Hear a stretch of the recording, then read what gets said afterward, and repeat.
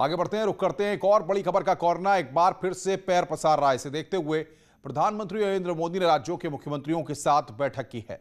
साथ ही राज्य सरकारों से सावधान रहने की बात कही गई है। उन राज्यों को ज्यादा ध्यान देने की जरूरत है जिन राज्यों में कोरोना संक्रमण बढ़ रहा है।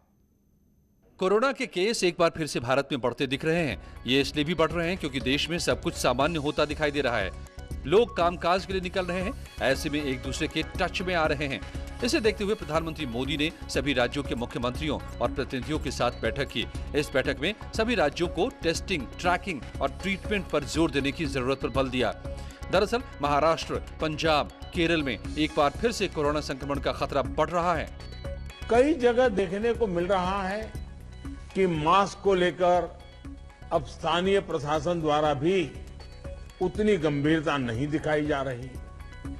मेरा आग्रह है कि स्थानीय स्तर पर गवर्नेंस को लेकर जो भी दिक्कत है उनकी पड़ताल, उनकी समीक्षा की जानी और उन दिक्कतों को सुलझाया जाना, ये मैं समझता हूं वर्तमान में बहुत आवश्यक है। हालांकि एक तरफ कोरोना के केसेस बढ़ रहे हैं तो दूसरी तरफ वैक्सीनेशन का काम भी तेजी से चल रहा है। वहीं उत्तर प्रदेश के स्वास्थ्य मंत्री जयप्रताप सिंह ने कोरोना को लेकर कहा है कि सबसे ज्यादा गंभीर स्थिति महाराष्ट्र में है। पीएम ने इस बात पर चिंता जताई है और महाराष्ट्र सरकार से टेस्टिंग बढ़ाने के लिए कहा है।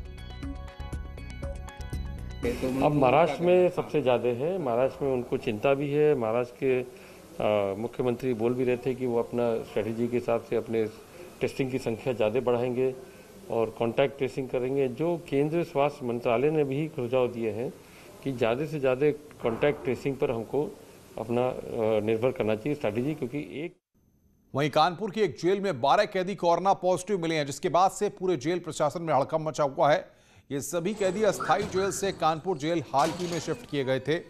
इनमें एक महिला जबकि 11 पुरुष हैं। सभी मरीजों को जेल में ही बने L1 हॉस्पिटल में शिफ्ट कर दिया गया है, जहां इनको इलाज दिया जा रहा है। जेल प्रशासन के मुताबिक जेल में इस वक्त 2700 से ज्यादा कैदी हैं, जिनका रेगुलर इंटरवल में टेस्ट किया जा रहा है। साथ ही डॉक्टर्स की टीम भी पूरी तरह से मुस्तैद है। जो बंदी नए आए थे, जब यहाँ इस जेल पे हमने टेस्ट कराया कल, तो उसी में से 9 पुरुष 1 महिला कल पॉजिटिव आए हैं।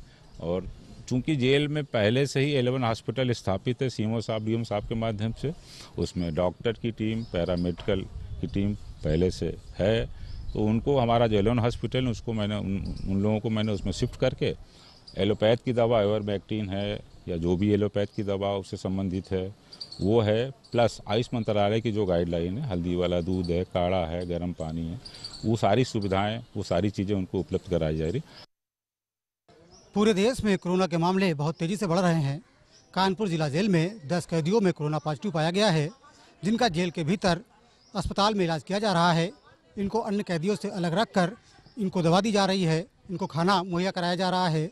लेकिन सबसे बड़ा सवाल ये है कि इन कैदियों को जब अस्थायी जेल से यहाँ पर शिफ्ट किया गया था, तब उनकी जांच की गई थी, तब इनमें कोरोना के कोई लक्षण नहीं पाए गए थे। जेल में आने के बाद इनमें कोरोना के लक्षण पाए गए हैं, जिसके बाद जिला प्रशासन और जेल प्रशासन में हड़कंप मचा हुआ है। श्याम तिवारी, न्यूज़ 18 उत्तर प्रदेश, कानपुर। आगे बढ़ते हैं प्रयागराज से खबर, जहां पर लाउड स्पीकर से अजान पर बड़ी कार्रवाई हुई है। सेंट्रल यूनिवर्सिटी की वाइस चांसलर की शिकायत पर इलाके की पुलिस ने लाउड स्पीकर का वॉल्यूम कम करवा दिया है। साथ ही मस्जिद कमेटी ने आश्वासन भी दिया है कि आगे भी आवाज कम रहेगी। की होती है और क्योंकि शुरू से लाउड स्पीकर लगा है, जिसका परमिशन भी है 2 हारन का, और इंस्पेक्टर साहब ने दरोगा जी को भेजा था कि आपका जो है लाउड स्पीकर थोड़ा तेज़ बज रहा है, जिससे लोगों को डिस्टर्बेंस होता है। तो हमने इंस्पेक्टर साहब ने जो दरोगा जी को भेजा था या सिपाही लोग आए थे, हमने फ़ौरन उसका वॉल्यूम उसी दिन से कम करा दिया। अब सुबह की टाइम चूँकि जो है बड़ा पीस रहता है, शांति रहती है, कोई कोलाहल नहीं रहता है, इसलिए वही आवाज़ तेज़ लगती है। फिर भी हमने उसका वॉल्यूम और भी कम करा दिया है। अदरवाइज़ अगर और किसी को दिक्कत होती है तो सुबह के टाइम हम बिल्कुल स्लो कर देंगे कि हाँ 50 मीटर या 100 मीटर तक भी आवाज़ ना जाए। दरअसल मस्जिद में लाउड स्पीकर के जरिए अजान को लेकर एक नई बहस शुरू हो गई है। इलाहाबाद यूनिवर्सिटी की कुलपति प्रोफेसर संगीता श्रीवास्तव ने कहा है कि अजान से नींद में खलल हो रहा है। उन्होंने 3 मार्च को जिलाधिकारी को चिट्ठी लिखकर जरूरी कार्रवाई की मांग भी की थी। उन्होंने लिखा था कि रोज सुबह 5:30 बजे अजान से हो रही है नींद खराब, लाउड स्पीकर की तेज आवाज नींद में खलल डाल रही है और नींद खुलने के बाद दोबारा उनको नींद नहीं आती है। पूरे दिन सिर में दर्द रहता है, कामकाज पर भी असर पड़ता है और मैं किसी संप्रदाय, जाति या वर्ग के खिलाफ नहीं हूं, यह भी उन्होंने पत्र में जिक्र किया था। आगे बढ़ते हैं, किसान नेता राकेश टिकैत की बात करते हैं। आज वो अलीगढ़ के टप्पल पहुंचे। यहां किसानों से मुलाकात करने के बाद उन्होंने प्रेस कॉन्फ्रेंस की। राकेश टिकैत ने एक बार फिर साफ कर दिया है कि यह आंदोलन लंबा चलेगा। साथ ही अगर पुलिस प्रशासन किसान को परेशान करता है तो अपनी फसलों सहित ट्रैक्टर ट्रॉली थाना तहसील में ले जाकर वो खड़ी कर देंगे। वहीं एक बार सरकार पर निशाना साधते हुए टिकैत ने कहा कि केंद्र सरकार किसान विरोधी है। ये तो लंबा चलेगा आंदोलन। देश को आज़ादी में 90 वर्ष लगे, इसको कितने दिन लगेंगे ये नहीं कह सकते। अच्छा सर, सरकार से बात नहीं हो पा रही, क्या होगा? सरकार तो मिल ही नहीं रही।